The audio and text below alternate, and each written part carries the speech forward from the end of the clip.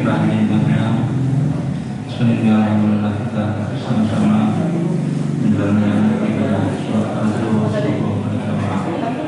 Salawat salam semoga terjelas kepada baginda Nabi Allah Muhammad Sallallahu Alaihi Wasallam, keluarganya, para sahabatnya, semua umat yang setia sampai akhir. Jangan Allah kita pada hari ini sama-sama melakukan basmalah. Bismillahirrahmanirrahim. Dan selanjutnya membaca isi Al-Quran yang akan dilakukan oleh Bapak Andi Sukri. Assalamualaikum warahmatullahi wabarakatuh.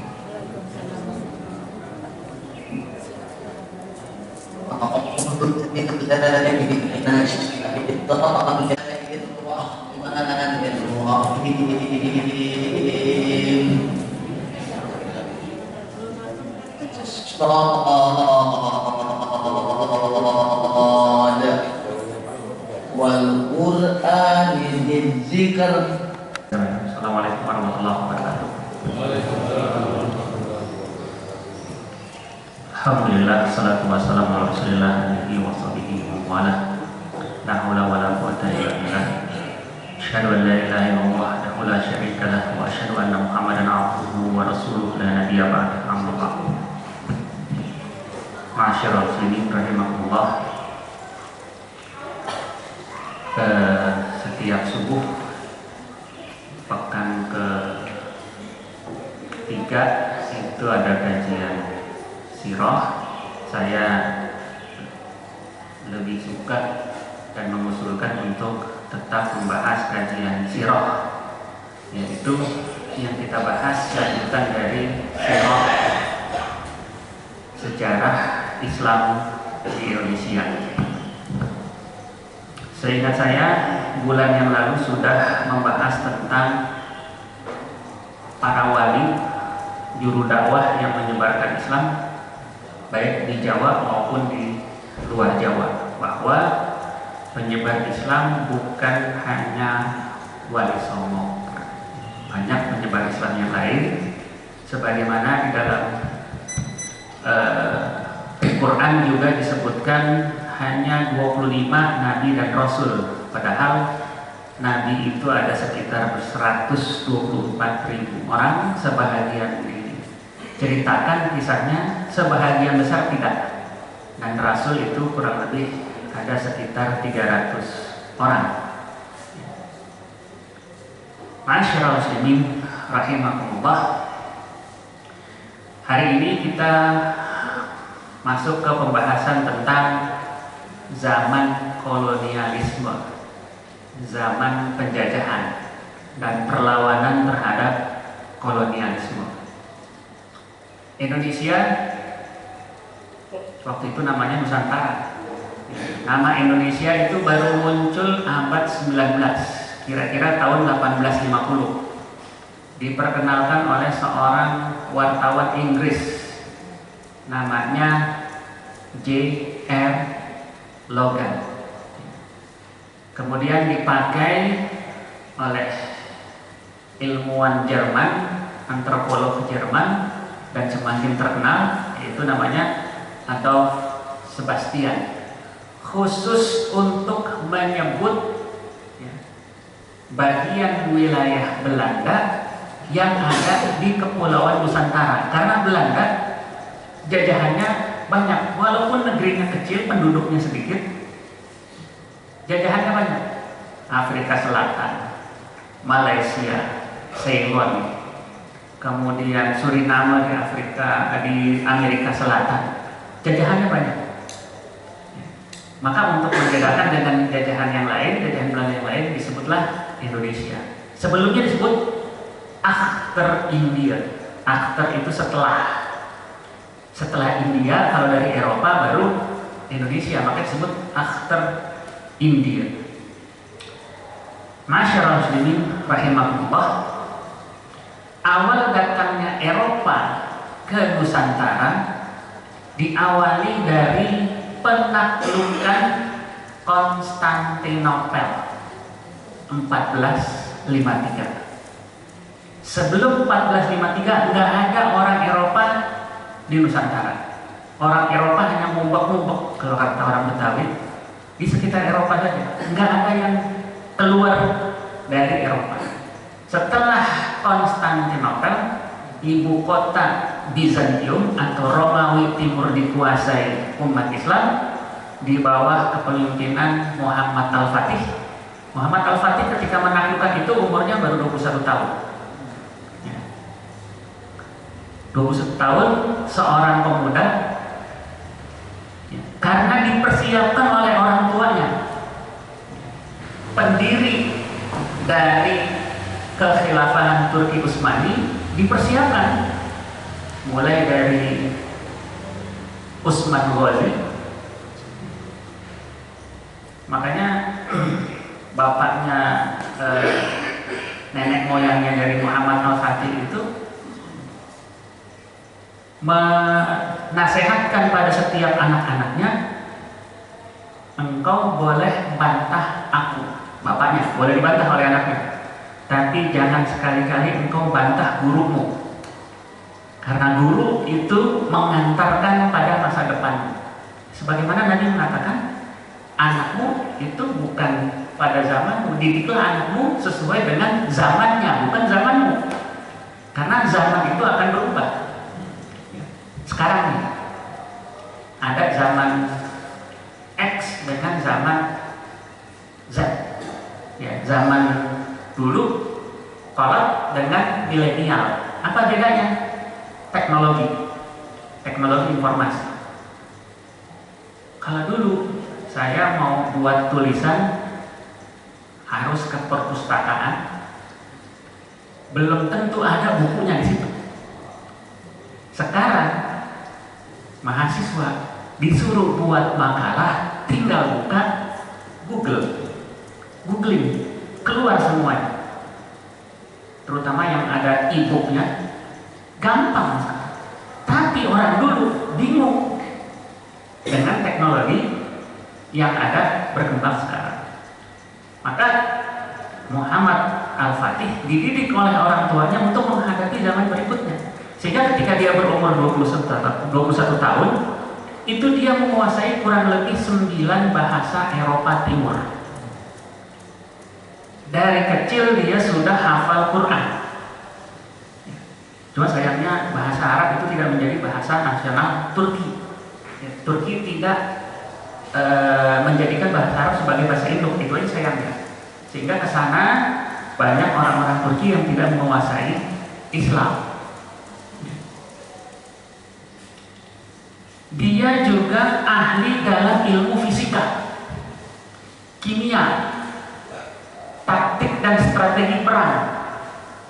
Sehingga menaklukkan Konstantinopel, dia punya inovasi yang tidak pernah dipikirkan oleh pendahulu-pendahulunya.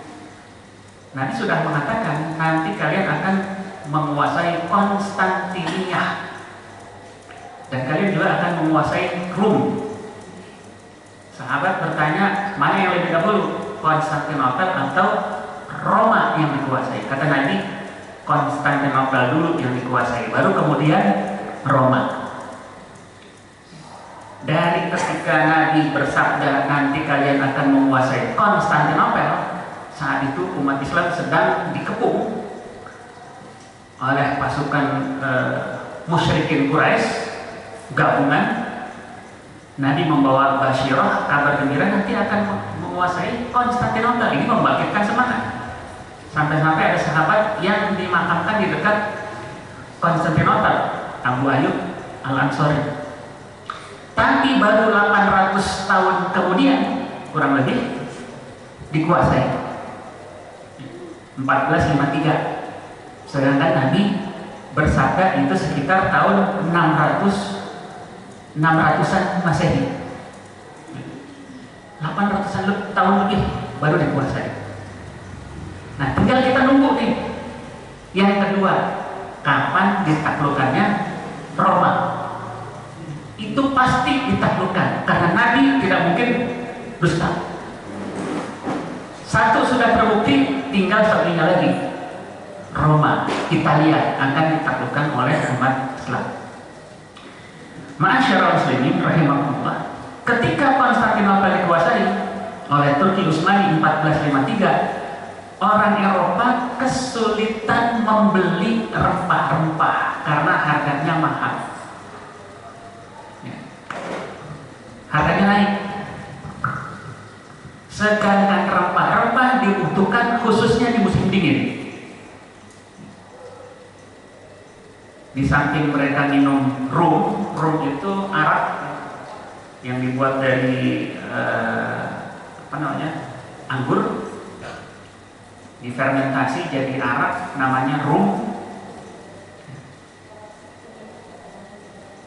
Mereka juga memakan makanan rempah-rempah, cengkeh, lada, pala, yang itu bermanfaat untuk menghangatkan tubuh melawan musim dingin. Oleh karena itu mereka mencari di mana sumber rempah-rempah tersebut. Mereka berlayar ke barat dan ke timur. Waktu itu dua kekuatan Eropa yang besar adalah Spanyol dan Portugis. Belanda, Inggris baru kemudian, Prancis juga Jerman belakangan. Spanyol, Portugis, dia lebih dahulu berkembang karena baru lepas dari kekuasaan Islam Andalusia, baru lepas dari dinasti Umayyah yang berkuasa di Andalusia. Spanyol, Portugis dulunya dikuasai oleh umat Islam kurang lebih selama 7 abad. Begitu terlepas, dia jadi kekuatan besar di Eropa karena paling maju Spanyol dan Portugis saat itu. Maka mereka berlayar supaya, ini dua-duanya Katolik ya, dua-duanya Katolik. Katoliknya Katolik Roma, bukan Katolik Ortodoks. Kalau Katolik Ortodoks itu tidak mengakui pimpinan tertinggi Paus sebagai wakil Tuhan yang menentukan segala urusan. Itu Katolik Ortodoks. Sekarang masih ada di Rusia, masih ada di Mesir, itu Katolik Ortodoks. Tapi kalau Katolik Roma, dia tunduk kepada Paus di Vatikan. Supaya Spanyol Portugis tidak berperang dengan sesama Katolik, maka Paus membagi dunia jadi 2 bagian dalam perjanjian Tordesillas. Barat itu buat Spanyol, timur buat Portugis. Jadi barat Eropa itu bagiannya Spanyol, timur Eropa bagiannya Portugis. Kenapa demikian? Karena dalam pemikiran orang Eropa saat itu, dunia ini flat, rata, datar. Nggak mungkin kalau dia ke barat, yang satu ke timur akan bertemu di tempat yang sama. Mustahil. Ini kalau seperti meja ya, satu ke kanan, satu ke kiri kan nggak mungkin ketemu. Logikanya begitu. Dunia ini flat seperti meja, mustahil mereka ketemu ya, walaupun sebenarnya sudah banyak astronom-astronom muslim yang memberikan hasil penelitian bahwa bumi itu bulat elips, bukan bulat penuhnya, tapi elips. Ternyata anggapan mereka keliru, karena semakin ke barat Spanyol, semakin ke timur Portugis, mereka ketemu di Maluku. Di Maluku ketemu, perang lagi mereka, merebutkan wilayah. Sehingga Filipina yang seharusnya wilayah kekuasaan Portugis sudah dikuasai lebih dahulu oleh Spanyol. Sementara itu Brazil yang harusnya kekuasaan Spanyol sudah dikuasai terlebih dahulu oleh Portugis. Maka dibuatlah revisi perjanjian Tordesillas direvisi perjanjiannya dengan perjanjian Saragossa. Yang udah dikuasai Portugis di Brasil itu milik Portugis, yang dikuasai Spanyol di Filipina itu milik Spanyol. Selebihnya sesuai dengan perjanjian Tordesillas. Malaka, India, Nusantara bagian wilayah kekuasaan Portugis. Amerika itu bagian wilayah Spanyol. Masyaallah muslimin rahimakumullah. Di samping itu, di samping karena kesulitan mendapatkan rempah-rempah dalam harga murah, mereka juga ingin melakukan apa yang dinamakan reconquista. Ya. Reconquest, penaklukan kembali. Mereka menganggap bahwa wilayah-wilayah Muslim, Syria, Tunisia, dan seterusnya itu adalah wilayah Romawi, wilayah Romawi Kristen di bawah Konstantinopel. Maka itu harus direbut kembali, reconquest, ditaklukkan kembali. Semangat inilah yang juga kemudian berkembang menjadi 3G: Gold, Glory, Gospel. Ini yang memotivasi orang Eropa keluar dari wilayahnya sendiri, keluar mengelilingi, menjelajahi dunia. Gold, mencari emas, karena Eropa nggak punya emas. Eropa nggak punya tambang, miskin sumber daya alam. Glory, mencari kejayaan. Gospel, menyebarkan agama Kristen. Masyaallah muslimin rahimakumullah. Eropa abad 15, 16, 17 itu ibarat kita makan bubur. Kalau makan bubur kan nggak mungkin dari tengah, masih panas. Makan buburnya dari pinggir, karena itu sudah dingin. Eropa nggak mungkin berhadapan dengan Turki Utsmani. Sampai abad 18, Turki itu adalah kekuatan terbesar di Eropa. Sulaiman Al-Kanuni misalnya, ini penerus dari Muhammad Al-Fatih. Satu saat berperang dengan 21 negara Eropa, 21 negara Eropa dengan kekuatan 200.000 pasukan, sementara Turki waktu itu cuma 20.000. Turki cuma 20.000. Dalam perang Moab, Eropa kalah. Gabungan kekuatan Eropa berhadapan dengan Turki, di mana pasukan Eropa jauh lebih banyak daripada Turki. Eropa kalah. Kenapa? Karena ada seorang penulis Barat mengatakan orang Eropa pada saat itu kalau berjalan, tentara Eropa kalau jalan, walaupun pasukannya cuma 1.000, tapi ramenya udah kemana-mana, udah kedengeran kemana-mana, mau ke sini mau ke situ, udah ketahuan. Kenapa? Nggak bisa jaga mulut, nggak bisa jaga rahasia. Orang Turki, 10.000 pasukan Turki, 10.000 pasukan Turki disiplin. Kalau mau melakukan penaklukan satu negeri, itu nggak yang tahu mau negeri mana yang ditaklukkan. Ada namanya pasukan Turki itu pasukan spesialis, pasukan khusus, namanya Janissary. Janissary di akhir-akhir abad 19 ini seringkali melakukan pemberontakan kepada Raja Turki. Kenapa? Karena Raja Turki, Khalifah Turki sudah mulai ikutin Barat, sudah terpola dengan Barat, terpola dengan pemikiran Prancis. Maka pasukan Janissary banyak berontak. Oleh karena itu Janissary dibubarkan. Sejak itulah Turki menjadi the sick man from Europe, orang sakit dari Eropa. Sebelumnya negara Eropa terkuat. Jadi orang Eropa nggak berani berhadapan-hadapan dengan Turki.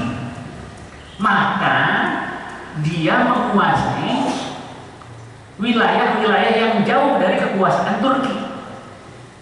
Nusantara misalnya, Nusantara jauh dari pusat kekuasaan Turki. Disinilah orang Eropa menguasai, misalnya Portugis menguasai Malaka tahun 1511. Orang Indonesia, baik itu Aceh di bawah Iskandar Muda, kemudian Demak di bawah Pangeran Sabraglor, itu berusaha mengambil alih kembali Malaka yang dikuasai Portugis 1511. Nggak berhasil. Kenapa? Karena orang Portugis sudah mendapatkan warisan ilmiah dari Islam. Antara lain mereka punya apa yang dikenal dengan persenjataan waktu itu disebut dengan meriam sundut. Jadi untuk menembakkan peluru itu harus disundut dulu.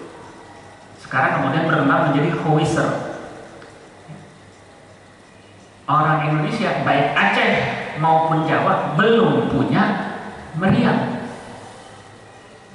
Meriam Portugis kalah canggih dengan meriam Turki, maka mereka nggak berani berhadapan-hadapan dengan Turki. Orang Indonesia senjatanya baru panah, tombak, keris. Itu kalau pertempuran jarak pendek. Panah bisa dengan dilemparkan dari jarak jauh, cuma tidak seampuh meriam sundut. Ketika misalnya kerajaan Demak mengirimkan kapal 2000 kapal ke Malaka untuk menaklukkan kembali Malaka, yang pulang hanya tinggal beberapa kapal. Lalu ditanya orang-orang yang pulang ini oleh Raja Demak, kenapa kalian kalah? Apa kata mereka? Gimana kalian bisa menang melawan mereka? Mereka sudah punya ilmu petir dan ilmu geledek, kita nggak punya ilmu itu. Gimana kita bisa menang melawan mereka? Mereka punya ilmu petir dan ilmu geledek. Apa yang disebut ilmu petir? Ketika meriam sundut itu menembakkan pelurunya, itu ada kilatan cahaya. Makanya orang Jawa nyebutnya ilmu petir. Kenapa disebut ilmu geledek? Karena suaranya menggelegar. Gimana kita kalahkan mereka? Mereka punya ilmu petir dan ilmu geledek. Dari 2000 kapal tenggelam, sebahagian besarnya hanya beberapa kapal yang kembali ke Jawa. Jadi orang Indonesia waktu itu cara berpikirnya belum semaju orang Portugis. Padahal Portugis pun tidak lebih maju daripada Turki. Jadi masih ada unsur-unsur irasional. Sesuatu kekalahan itu dijelaskan dengan penjelasan yang irasional, yang nggak masuk akal. Dikaitkan dengan simbol-simbol, tidak dikaitkan dengan ilmu yang ilmiah, yang bisa dijelaskan secara ilmiah. Ma'asyiral muslimin rahimakumullah. Lalu setelah Portugis datang ke Nusantara, diikuti orang Eropa lainnya. Jadi Portugis ini kan Katolik, Belanda dengan Inggris serta Prancis itu banyak di antara mereka yang Protestan. Kristen itu sudah banyak pecahannya, paling tidak ada dua pecahan. Satu Katolik juga ada dua, Katolik Roma dan Katolik Ortodoks, plus ada Protestan. Kenapa disebut Protestan? Karena protes kepada Paus. Martin Luther, kadang-kadang suka keliru antara Martin Luther dengan Martin Luther King. Kalau Martin Luther itu pendeta Jerman yang protes kepada Paus. Kenapa kami harus mengirimkan, kalau dalam Islam itu istilahnya zakat, harta kami ke Roma, ke Vatikan? Padahal harta itu lebih dibutuhkan di Jerman. Orang Jerman banyak yang mati kelaparan, miskin. Sementara orang Italia kaya raya. Kenapa orang yang kaya justru dikasih harta lebih banyak? Protes mereka. Mereka juga protes, kenapa kalau kami berdoa harus lewat pendeta? Kenapa nggak boleh langsung? Pengakuan dosa dan sebagainya itu kalau Katolik harus lewat pendeta. Protestan nggak perlu pakai pendeta, nggak perlu pakai perantara. Protes mereka. Itulah banyak dianut Jerman, Belanda, Inggris. Maka Belanda melawan Spanyol. Dalam sejarah itu disebut dengan Perang 80 tahun. Dan Belanda berhasil mengalahkan Spanyol. Suatu saat pelaut Belanda yang namanya Jan Huygen van Linschoten mengalahkan armada Spanyol. Di dalam armada tersebut didapatkanlah peta perjalanan Spanyol ke Nusantara. Begitu Belanda dapat peta itu, direbut dari Portugis, bukan Spanyol. Begitu Belanda mengalahkan Portugis, dapat peta perjalanan ke Nusantara, maka Belanda ikuti peta itu sampailah mereka kemudian 1596 di Banten di bawah pimpinan Cornelis de Houtman.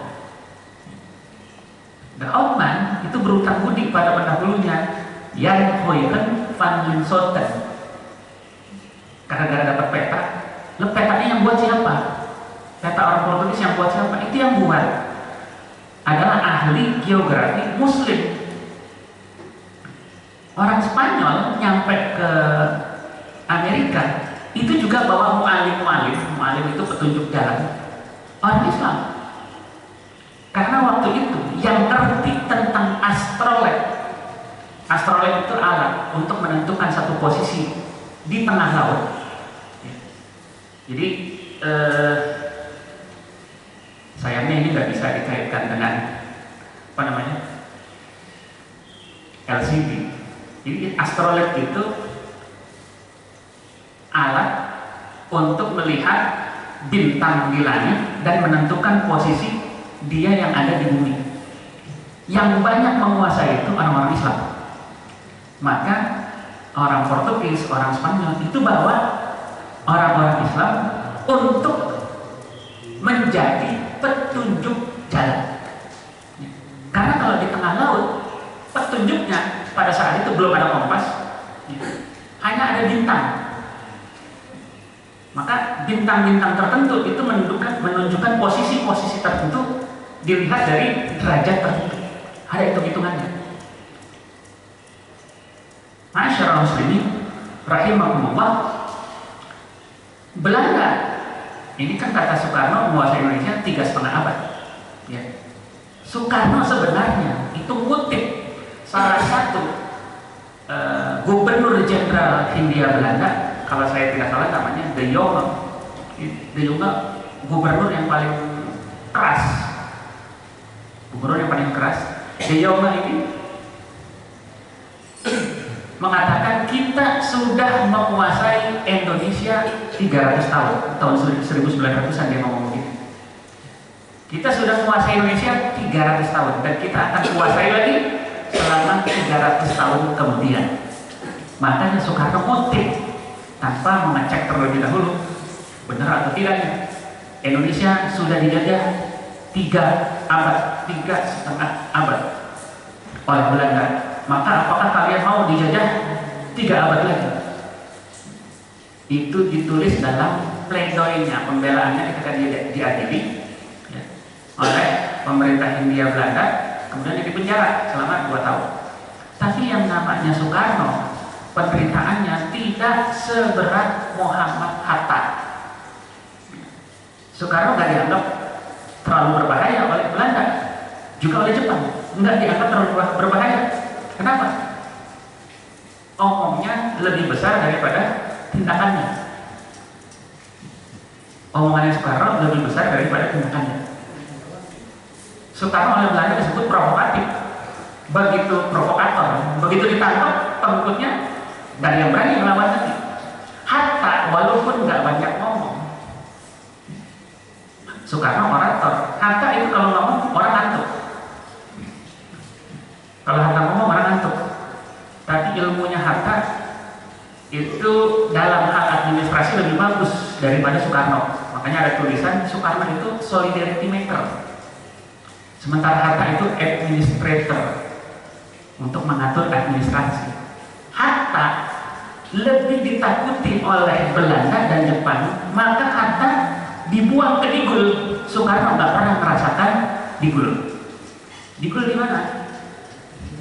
Digul di Papua, satu daerah di mana di situ ada endemik malaria. Maksud dari Belanda buang Hatta ke Digul supaya mati, digigit nyamuk malaria mati. Tapi urusan mati kan bukan urusan manusia. Urusan mati bukan urusan manusia. Ternyata Hatta walaupun dibuang ke Digul sehat-sehat aja. Itu karena dianggap lebih berbahaya, dikirimnya ke Digul. Soekarno dikirimnya ke ND Flores. Jepang juga mengetahui bahwa Hatta ini lebih berbahaya daripada Soekarno. Soekarno karena dia jago orator, orasi, memprovokasi orang. Kalau dia di penjara diam. Kenapa? Suaranya nggak nyampe keluar. Kalau Hatta dia mengatur barisan, dan itu lebih berbahaya. Sehingga ketika PNI barunya Hatta itu nama kepanjangannya adalah Pendidikan Nasional Indonesia. Kalau Indonesia ini mau merdeka, mau maju, kita harus bikin struktur kepemimpinan. Kalau pimpinan pertama hilang, ada pimpinan yang kedua, pimpinan perjuangan yang kedua, berlapis.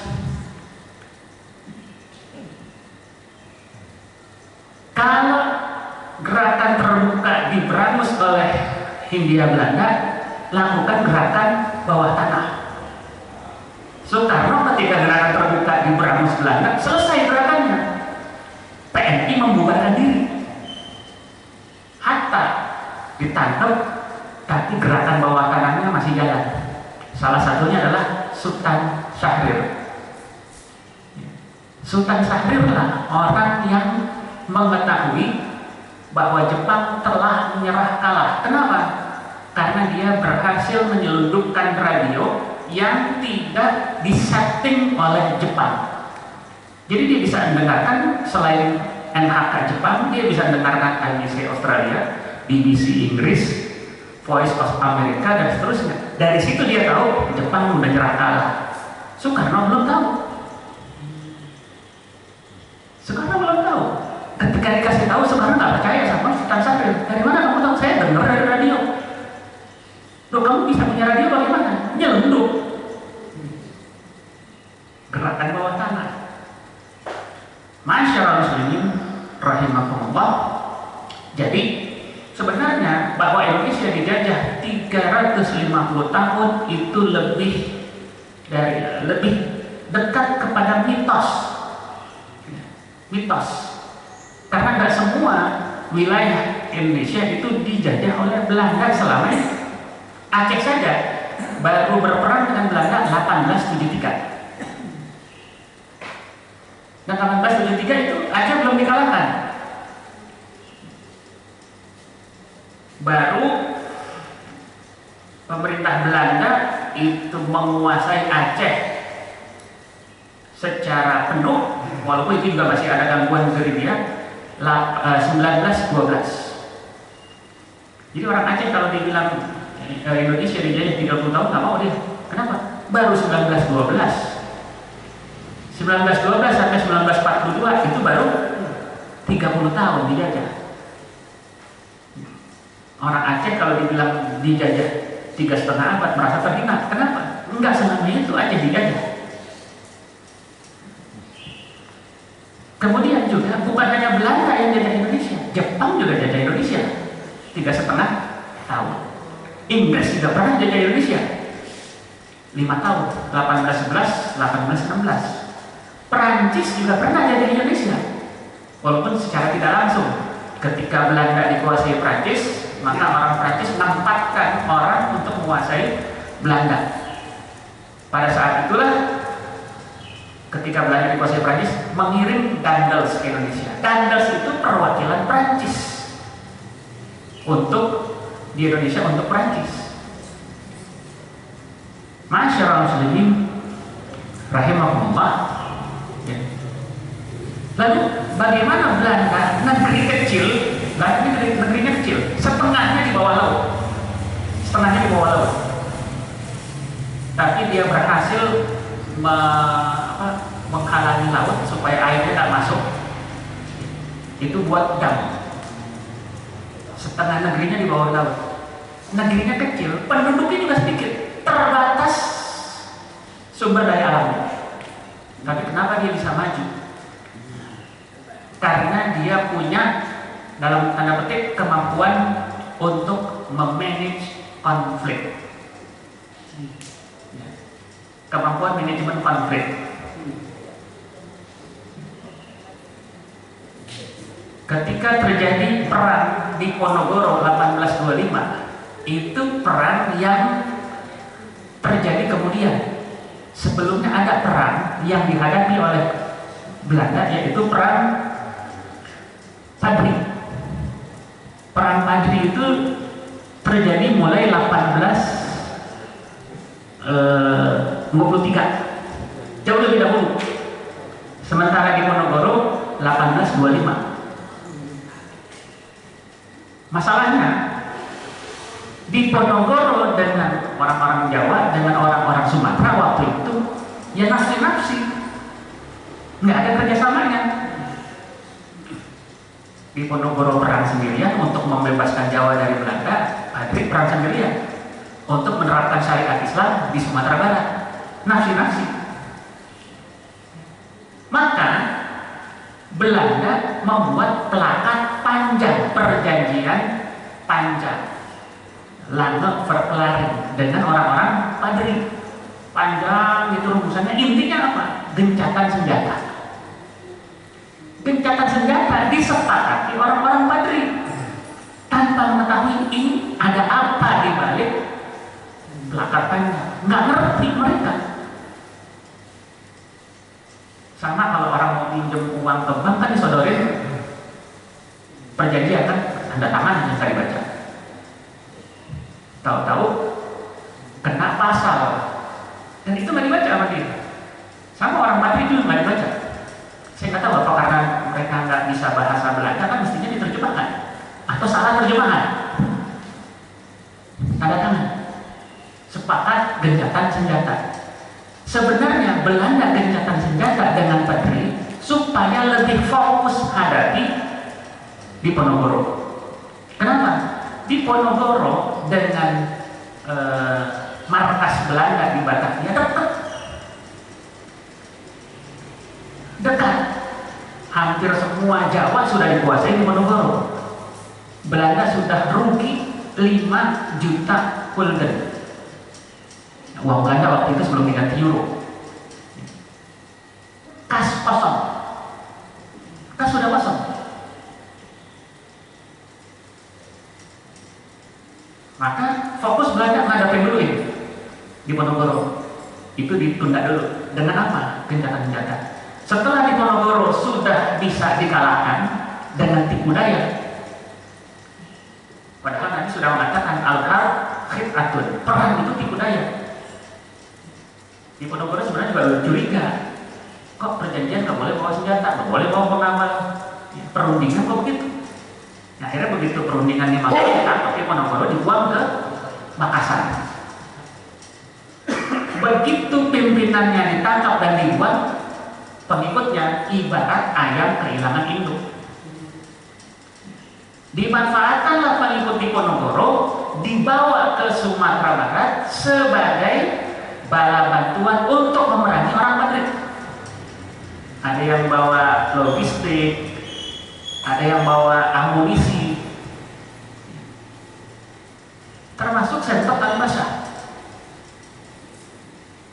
Kenapa? Orang Belanda SDM sedikit. Maka Padri berhasil dikalahkan tahun 18 37. Dengan apa? Dengan bantuan para pengikut Diponegoro. Itu kemampuan Belanda memanajemen konflik. Yang itu tidak disadari oleh umat Islam saat itu. Jadi ini yang harus kita hati-hati. Kalau saya terus terang sedih kalau baca medsos. Itu kebanyakan orang Islam asal komentar nggak pakai otak. Asal komentar nggak pakai otak. Hampir setiap komentar namanya nama Islam, tapi komentarnya nggak kayak tidak mencerminkan bahwa dia terpelajar. Makanya tadi mengatakan kulil haq awliyasmut, mendingan diem atau berkata yang benar. Masyaallah muslimin rahimakumullah. Itulah yang disebut dengan orang sudah kenal divide et impera. Kalau saya lebih senang menyebutnya manajemen konflik. Orang-orang menyebutnya divide et impera, divide pecah, and conquest dan taklukkan. Impera itu menaklukkan. Dipecah antara orang Jawa, orang Sumatera, dipecah. Setelah itu ditaklukkan. Kalau seandainya tidak dipecah, masing-masing umat Islam ini bersatu, orang Belanda itu sedikit jumlahnya. Kan saya sudah pernah katakan, kita rame-rame datang ke Belanda, rame-rame datang ke Belanda, nggak usah perang, datang ke sana kencing. Pada saat yang bersamaan tenggelam Belanda. Jumlah kita lebih banyak. Di Jawa saja tahun 1930 penduduknya udah 30 juta. 1930 belum penduduk yang lain. Orang Belanda itu penduduknya baru 3 juta kurang lebih tahun 1930. Sekarang aja penduduknya nggak sampai 50 juta sekarang. Sekarang orang Belanda sampai 30 juta. Jadi kalau kita sepakat datang rame-rame ke Belanda pada saat yang bersamaan, pasti kewalahan. Itu logika sederhananya. Makanya kata von Clausewitz dalam bukunya On War, ini ahli strategi perang dari Jerman yang menginspirasi Hitler, perang itu harus punya banyak jumlah prajurit, harus punya banyak jumlah tentara, karena itu akan menggetarkan musuh. Dengan banyaknya jumlah, musuh jadi takut. Dan harus buat kerusakan yang banyak, mental musuh jadi down. Itu kata von Clausewitz. Masyaallah muslimin rahimahullah. Sampai 1799 sebenarnya Indonesia tidak dikuasai langsung oleh pemerintah Hindia Belanda, tapi yang menguasai adalah perusahaan komersial Belanda yang dikenal dengan VOC, Verenigde Oost-Indische Company. Persatuan Verenigde dari kata Een itu satu, persatuan Oost-Indisch, India Timur. Kalau India Barat yang India sekarang, Pakistan itu India Barat. Company perusahaan, persatuan perusahaan India Timur. Tapi oleh pemerintah kerajaan Belanda dikasih hak oktroy, hak istimewa. Kenapa? Karena dia walaupun perusahaan boleh punya tentara, boleh nyetak uang sendiri, boleh buat perjanjian dan damai. Sampai 1799. Cuma karena korupsi terlalu besar, akhirnya bangkrut di VOC, dibubarkan oleh pemerintah kolonial Belanda, diambil alih Indonesia oleh pemerintah kolonial Belanda karena banyak korupsi. Jadi orang yang korupsi sekarang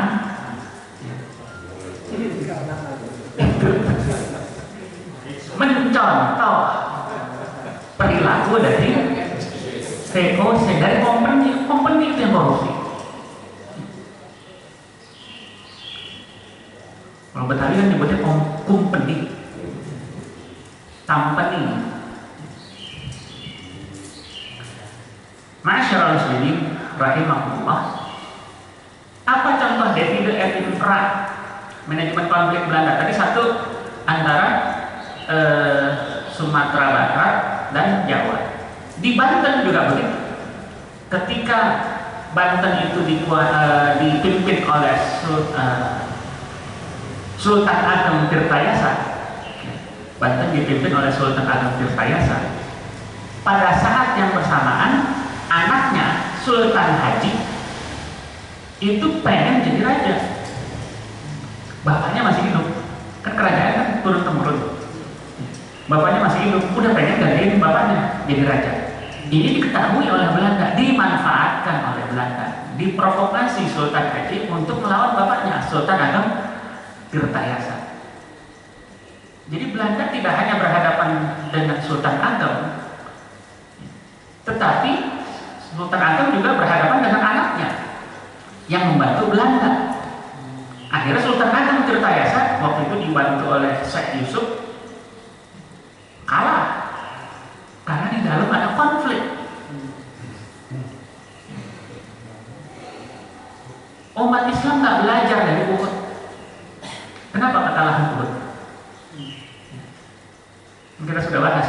Uhud itu kalah karena 50 orang ditugaskan Nabi menunggu gunung bukit, 40-nya turun. Kenapa? Dalam pikiran mereka, kalau kita nggak turun, orang musyrikin Mekah udah kabur, meninggalkan harta bendanya. Jadi waktu itu orang kan bawa harta supaya larinya lebih cepat. Yang penting kan yang selamat jiwanya dulu, harta mah belakangan. Hartanya tinggalin itu. Mereka perang pasti bawa emas, bawa perak, pedangnya juga ada yang diukir dengan emas. Itu ditinggal supaya larinya lebih cepat. Kalau kita nggak turun, dalam pikiran 40 orang yang ada di bukit yang disuruh nanti, engkau tunggu di sini, lindungi kami dari belakang, jangan turun, walaupun engkau lihat kami menang atau kalah, kecuali sudah diperintahkan oleh kami. Mereka turun, yang tetap di situ tinggal 10. Gara-gara takut kehabisan harta. Takut nggak kebagian nanti kita. Turun, apa yang terjadi? Khalid bin Walid melihat kesempatan itu. Itulah yang dilihat oleh Belanda. Di Sultan Haji pengen jadi raja. Dikasih oleh Belanda, kalau kamu bantu kami akan bantu Anda. Ini musuh bersama. Kita bisa kalahkan dia, kamu nanti silakan jadi raja. Tapi begitu jadi raja diikat sama perjanjian. Nggak boleh begini, nggak boleh begitu. Sama dengan Raja Mataram, Mangkubumi. Setelah Amangkurat, ya, Amangkurat ini ketika memimpin kerajaan Mataram sepeninggal Sultan Agung, itu dengan kejam, dengan keras. Ulama banyak, kalau sekarang dikriminalisasi istilahnya. Kalau zaman itu dibunuh, kumpulin di lapangan, ditembak dengan meriam. Banyak ulama dibunuh, ribuan, oleh Amangkurat satu. Maka terjadi banyak pemberontakan. Nggak sanggup menghadapinya, Amangkurat minta bantuan pemerintah kolonial Belanda. Pemerintah kolonial Belanda, ya, waktu itu masih VOC, bersedia bantu, tapi dengan syarat Priangan itu jadi hak milik kolonial Belanda. Kenapa Priangan? Karena Priangan itu penghasil kopi, penghasil teh yang laku di Eropa. Orang Eropa itu tergila-gila dengan kopi. Kenapa? Karena satu saat ketika perang dengan orang Muslim bawa kopi. Orang Turki bawa kopi ke Eropa. Kalah. Karena perang itu kan mestinya bawa senjata. Ini perang bawa barang dagangan. Salah satunya kopi. Kalah, ketinggalan Dicobain sama orang Eropa, kok ini enak. Dicarilah kopi itu kalau di Eropa nggak mungkin tumbuh kopi. Kopi itu tumbuhnya di sini. Dan Priangan itu tumbuh kopi plus teh. Saya mau bantu kalian, tapi kalau kalian menang dibantu saya, ini jadi wilayah kami. Pekan perjanjian setuju. Maka Mataram makin lama kekuasaannya makin sedikit. Sulawesi Selatan terjadi perang dengan Sultan Hasanuddin. Belanda ingin menguasai monopoli perdagangan di Sulawesi Selatan. SDM-nya sedikit. Gimana caranya? Ternyata di Sulawesi itu ada konflik antara Sultan Hasanuddin, raja dari Goa, dengan Arif Palaka, raja dari Boni. Sama-sama Islam. Sama-sama Islam. Orang bilang, ya karena saya tahu di sini ada orang Sulawesi.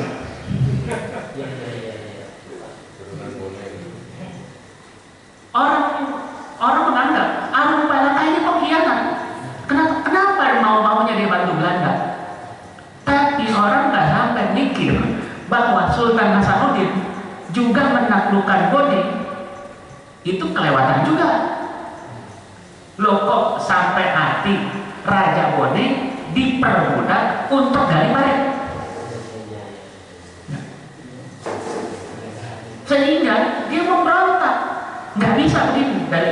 Jadi dalam adat Bugis itu ada namanya siripasi. Kalau mau diterjemahkan mungkin kurang lebih balas dendam supaya kembali lagi ke martabat sebelumnya.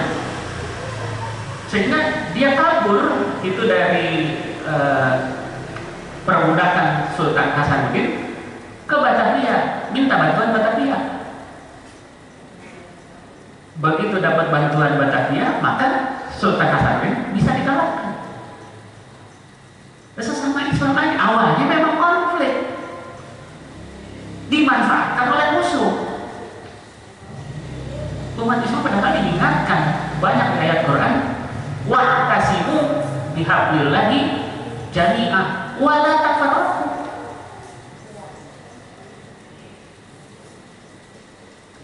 Terawih ribut, satu pengen 11, satu pengen 23.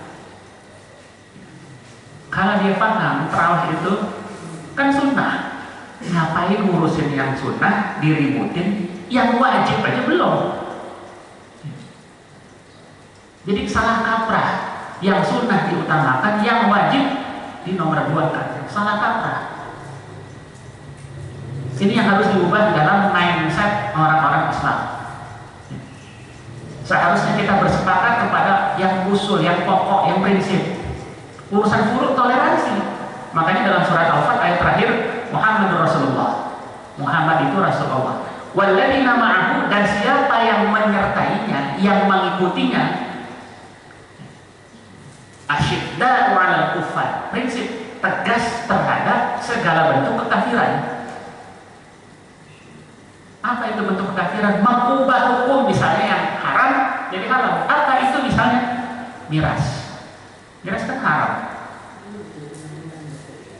Loh kok misalnya di DKI itu mau dijual rame-rame, DPRD nolak. Lah yang nolak kan orang Islam juga.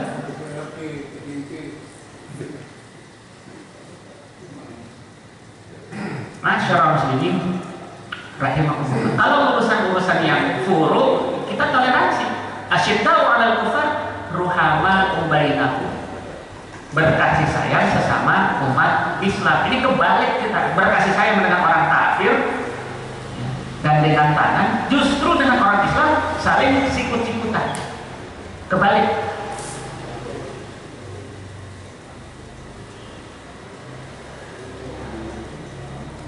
Maka Sultan Hasanuddin kemudian diikat dengan perjanjian yang disebut dengan Baukhais kontrak. Perjanjian Bongaya.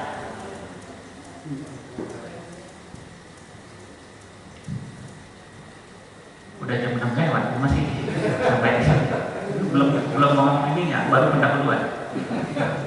Ya kita lanjutkan lagi bulan depan, mudah-mudahan ada manfaatnya. Billahi taufiq wal hidayah. Assalamualaikum warahmatullahi wabarakatuh.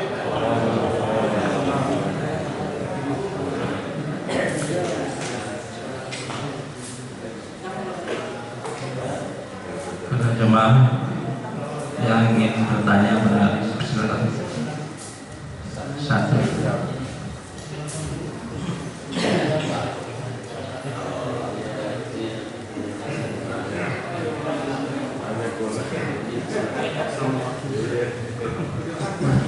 Warahmatullahi wabarakatuh. Menarik Ustaz, ini waktu disebut ada orang dari Bugis kemudian melihat saya, padahal nama saya itu kan Samsulito. Kira-kira Ustaz tahu dari mana? Mungkin dari suara saya ya. Yang pertama Ustaz, ini pembuka yang tadi Ustaz katakan bahwa Nabi dan Rasul itu sebenarnya jumlahnya banyak. Nabi itu ribuan, kemudian Rasul itu ya 300-an. Nah, yang pertanyaan pertama di sini, apa sih perbedaan Nabi dan Rasul? Kemudian di dalam Al-Quran kita kan harus atau wajib mengimani Rasul. Apakah Rasul yang 25 itu yang harus kita imani, atau yang disebut dengan ulil azmi, Rasul yang disebut lagi? Kan ada 5 kalau saya salah Ustaznya, atau 10 lah, termasuk Muhammad, Isa, kemudian Ibrahim. Itu yang pertama Ustaz. Kemudian yang kedua yang menarik juga ini adalah mengenai Andalusia. Ustaz katakan tadi bahwa bagaimana Andalusia yang merupakan wilayah dari Eropa yang besar itu meliputi Spanyol dan Portugis, itu dikuasai oleh umat Islam, artinya mayoritas beragama Islam. Tetapi dalam sejarah, proses sejarahnya, Andalusia atau kerajaan Andalusia utuh, saya kira seperti itu, dan tinggal bekas-bekas atau puing-puing dari masa kemasaan dari Andalusia.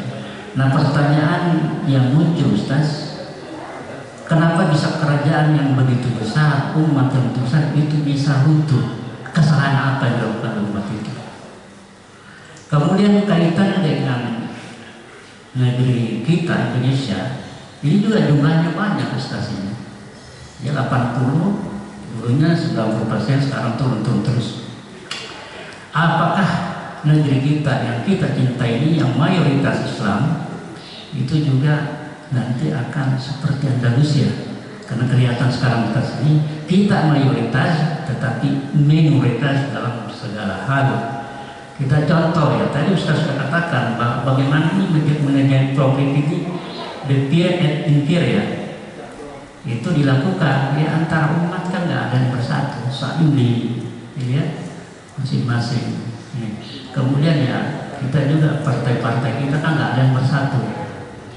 Nah, kira-kira itu Ustaz, apakah negeri kita ini sama dengan nasibnya nanti Andalusia, mayoritas kita tetapi nanti akan menjadi minoritas dan akan seperti misalnya yang ada di, ya saya kembali ada bagus juga ini Ustaz, saya mungkin masukkan bahwa sebenarnya negara-negara Asia Tenggara ini itu juga sebenarnya beberapa juga ya wilayah Islam yang besar, seperti di Thailand ada Patani, kemudian di Myanmar ada Rohingya, kemudian di Filipina ada Mindanao. Semua sekarang ini menjadi minoritas dan sangat sulit untuk menjalankan ibadahnya. Saya kira itu saja Ustaz. Mudah-mudahan Indonesia tidak seperti negara-negara atau tetangga kita. Saya kira. Assalamualaikum warahmatullahi wabarakatuh. Saya catat ada 4 dari pertanyaan. Kedua, pertama perbedaan Nabi dengan Rasul. Kalau dulu waktu saya SD itu guru saya menjelaskan begini, Nabi itu dapat wahyu, gak wajib menyampaikan. Rasul itu dapat wahyu, wajib menyampaikan. Kemudian saya pikir-pikir, loh, jangankan Nabi, kita saja bukan Nabi, wajib menyampaikan wahyu yang kita tahu dalam Al-Quran. Balighu anni walau ayatan, apa lagi Nabi. Jadi kemudian saya berkesimpulan, bukan itu perbedaan Nabi dengan Rasul. Nabi dapat wahyu, wajib disampaikan, cuma dia tidak bawa risalah baru, tidak bawa syariat baru. Yang dia bawa syariat rasul sebelumnya. Ya. Seperti Zakaria bawa syariat Musa, Yahya bawa syariat Musa. Ya. Nabi bawa syariat rasul yang sebelumnya. Sementara rasul dapat wahyu dan dia membawa syariat baru, risalah baru.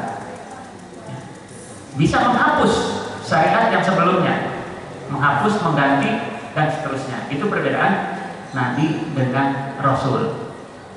Nabi dari bahasa Arab itu dari kata naba. Naba itu artinya orang yang membuat prediksi atau ramalan, membuat ramalan. Maka Nabi Muhammad disebut Nabi karena ada ramalan-ramalan yang dia sebutkan. Seperti tadi, umat Islam akan menguasai Konstantinopel, nubuat, ramalan. Dan nanti juga akan menguasai Romawi, menguasai Roma. Ini nubuat. Rasul itu satu kata dengan risalah. Rasul satu kata dengan risalah, membawa risalah. Masyaallah muslimin rahimakumullah, itu sepengetahuan saya perbedaan antara Nabi dengan Rasul. Kemudian yang karena pertanyaan banyak yang lupa saya. Beriman kepada Rasul, apakah 25 atau hanya beriman kepada Rasul apakah hanya yang 5 saja, apa 25 atau semuanya? Kita beriman bahwa Allah mengutus Rasul dan Nabi kepada setiap umat. Kullu ummatin Rasul. Setiap umat itu ada utusannya. Termasuk orang Indonesia, orang Jawa itu ada utusannya. Cuma kita nggak tahu. Itu bagian yang tidak dijelaskan oleh Allah. Dan yang tidak dijelaskan lebih banyak daripada yang dijelaskan. Yang diceritakan dalam Quran itu kebanyakan Nabi dan Rasul Bani Israel. Ya. Makanya orang India mengatakan Zulkifli itu Buddha, karena Buddha menguasai Kapilawastu. Kapilawastu itu nggak ada dalam bahasa Arab, diterjemahkan bahasa Arab jadi Kifli. Zulkifli yang menguasai Kapilawastu, kata ulama-ulama India. Wallahu a'lam, kita nggak tahu. Bahkan juga Buya Hamka mengatakan Buddha itu salah satu nabi. Wallahu a'lam. Loh, kenapa ajaran jadi banyak yang tidak benar? Karena itu dibelokkan oleh pengikut-pengikutnya, sama dengan ajaran Isa. Isa nggak pernah mengajarkan bahwa Tuhan itu 3, tapi pengikut-pengikutnya sepakat dalam konsili Nikea pertama bahwa Tuhan itu 3. Jadi Tuhan itu 1 atau 3 berdasarkan voting. Di voting dalam konsili Nikea, mayoritas mengatakan Tuhan itu 3. Ya udah diikutin. Itu yang saya tahu. Jadi kita beriman kepada semua nabi yang disebutkan oleh Allah di dalam Al-Quran maupun hadis-hadis Nabi.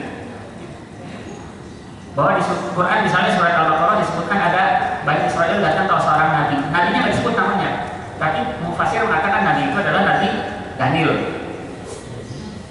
Bani Israel minta diangkat seorang raja, datang kepada nabi. Kemudian nabi ini mengatakan, raja kalian adalah Tolut. Kenapa Tolut? Awalnya minta, begitu diputuskan kenapa Tolut? Tolut kan miskin. Kenapa bukan kami? Kami ini kaya, banyak harta. Jadi ukuran orang Yahudi adalah materi. Makanya dalam surat Al-Fatihah, ghairil maghdubi 'alaihim waladdallin, jangan engkau bukan jalan orang-orang yang maghdub, jalan orang Yahudi. Maghdub itu dimurkai Yahudi, Walat bolin, dan bukan jalan orang yang sesat, Nasrani tersesat. Makhluk dimurkai karena tahu tapi tidak melaksanakan apa yang dia tahu. Sesat karena nggak tahu, disesatkan oleh orang yang tahu.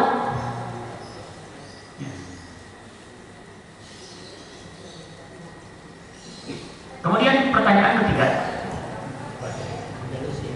Andalusia, kenapa Islam bisa hilang di sana kekuasaannya? Bukan berarti umatnya nggak ada, yang sekarang udah ada juga umat Islam di sana.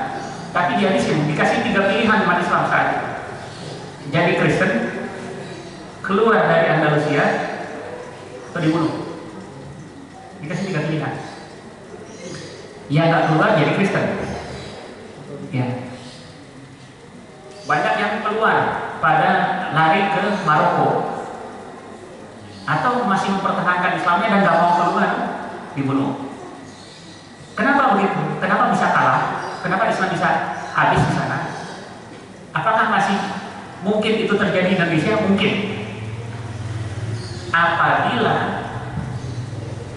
kecintaan kepada dunia melebihi kecintaan kepada Allah.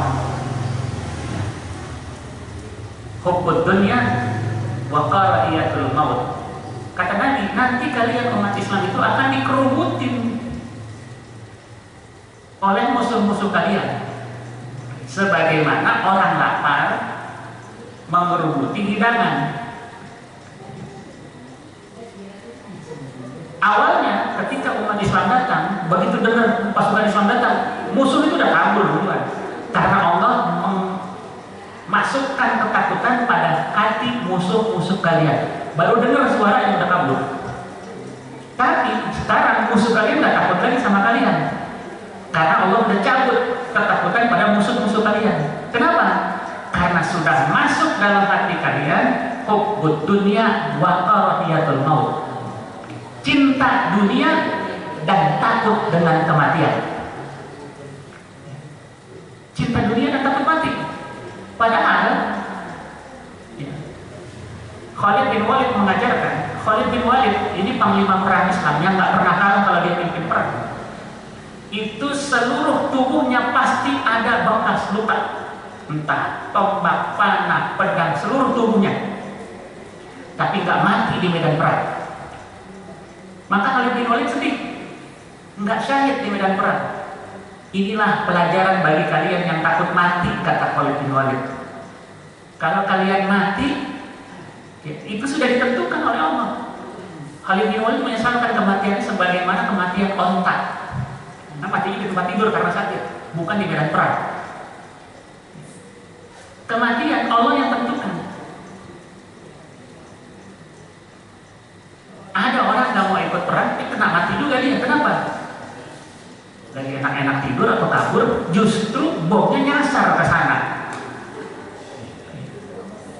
Pelurunya nyasar ke sana, mati juga. Yang namanya mati pasti mati, cuma masalahnya matinya bagaimana itu kan nggak ada yang tahu. Kenapa umat Islam kalah di Andalusia? Itu karena hadis Nabi, hubbud dunya. Mereka sudah cinta kepada dunia dengan berlebihan. Karena cinta pada dunia, nggak mau pisah dari dunia, maka dia takut mati. Kalau orang Indonesia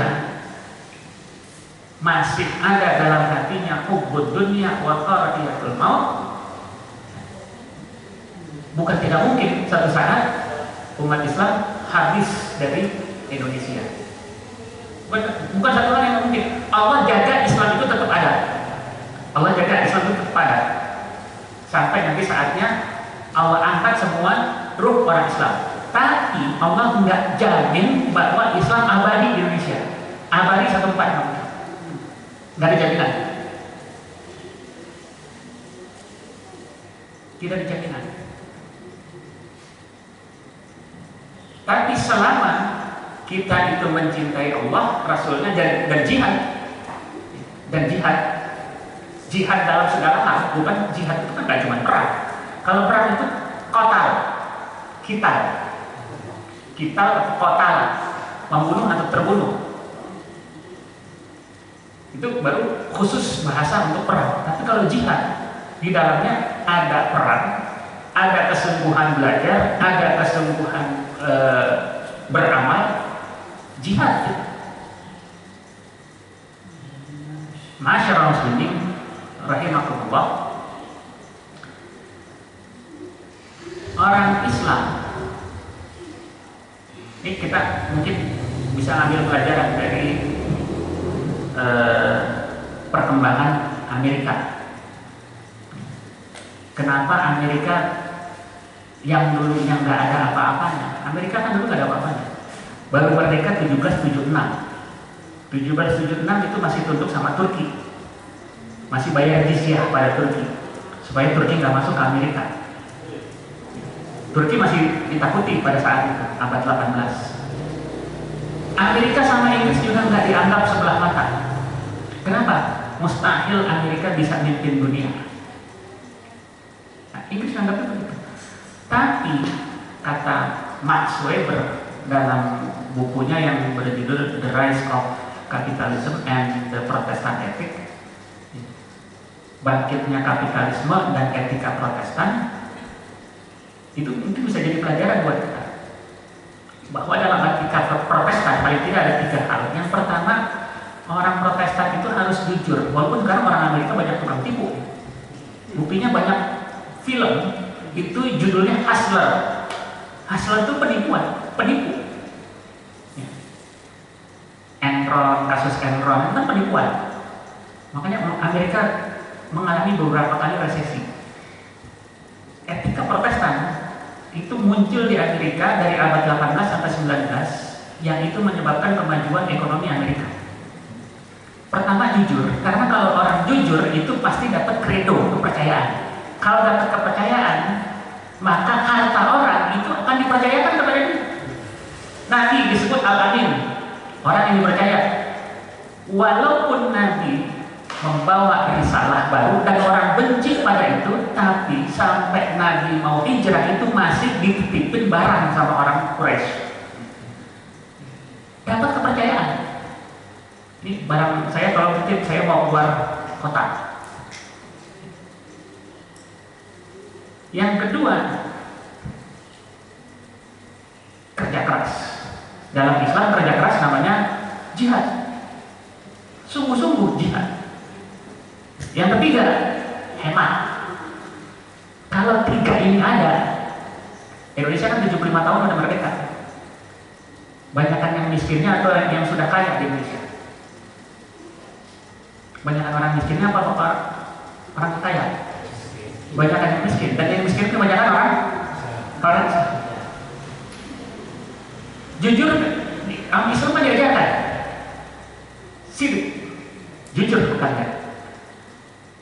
Kemudian kerja keras, Islam mengajarkan. Hemat disuruh sama Islam. 3 ini kalau ada, itu bisa membuat Amerika berkembang. Kalau salah satu nggak ada, nggak bisa jadi. Jujur saja, tapi nggak mau kerja keras, malas. Gimana mau maju? Jujur kerja keras nggak hemat, tapi boros, sama juga bohong. Orang Amerika, ya, ini mentalitas Amerika. Makanya dalam surat Ar-Ra'd ayat 13, Innallaha la yughayyiru ma biqaumin hatta yughayyiru ma bi anfusihim. Allah nggak mengubah nasib satu kaum kecuali kaum itu, bangsa itu, individu-individunya mengubah mentalitasnya. Dengan jujur dia dapat credo, dapat kepercayaan, dia dapat kredit. Tapi dengan kerja keras itu bisa diputar dan bisa berlipat-lipat ganda. Dengan hemat dia memakai untuk kebutuhan konsumtifnya hanya seperlunya, nggak boros, itu dilipat gandakan dalam bentuk modal. Orang Amerika kerja keras itu dalam sepekan 35 jam. Sepekan, Senin sampai Jumat. Begitu time jam 8 dia masuk kantor langsung kerja. Maka dia bisa maju. Kita bandingkan dengan orang Indonesia. Time jam 8 langsung kerja kan di kantor. Kalau kantornya mulai jam 8 misalnya. Saya kira enggak. Dia ke dapur dulu bikin kopi. Habis itu baca koran, habis itu ngerumpi. belum jam 4 waktu pulang, udah pulang duluan. Berapa banyak yang ketangkap Satpol PP lagi jalan-jalan di mall? Nggak ada etos kerjanya. Maka bagaimana mungkin bisa maju? Ini mau pegawai negeri, pegawai swasta, rata-rata begitu. Rata-rata begitu. Apakah dia di kantor benar-benar kerja? Belum tentu. Bisa jadi main game, bisa jadi shopping, belanja, hemat. Warren Buffett itu pialang saham, pernah jadi orang terkaya nomor 2 di dunia. Ditanya sama wartawan, Tuan, kenapa Anda cuma punya mobil 1? Kenapa Anda cuma punya mobil 1? Padahal kalau Anda mau beli Rubicon 1000 buah dengan cash, Anda sanggup, dan kekayaan Tuan belum berkurang. Di bank masih banyak duitnya, di saham masih ada. Apa jawaban dia? Buat apa saya beli 1000 Rubicon? Rubicon ini mobil mahal. Kalau misalnya satunya itu 1 miliar, itu dia bisa bayar 1 triliun cash. Bisa dibayangkan berapa banyaknya duit dia.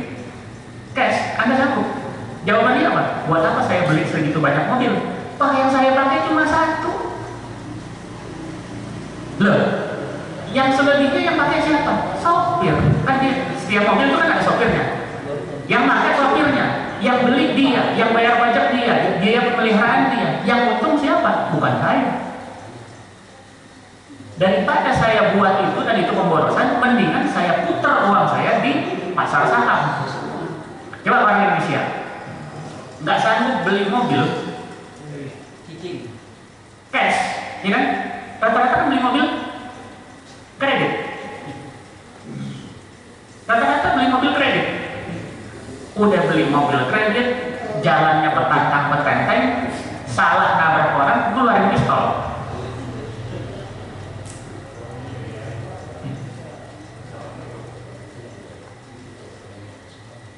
Ini karakter yang harus diubah. Maka kalau umat Islam mau bertahan, ya mentalitasnya harus diubah. Mentalitasnya harus diubah. Wallahu a'lam bishawab. Mudah-mudahan ada manfaatnya. Ini paling lama nih, sudah sampai setengah jam. Demikian tadi kajian pada hari ini dan masih lanjut dengan hamdalah. Alhamdulillah rabbil alamin. Subhanallahumma wa bihamdika asyhadu an la ilaha illa anta astaghfiruka wa atubu ilaik. Assalamualaikum warahmatullahi wabarakatuh.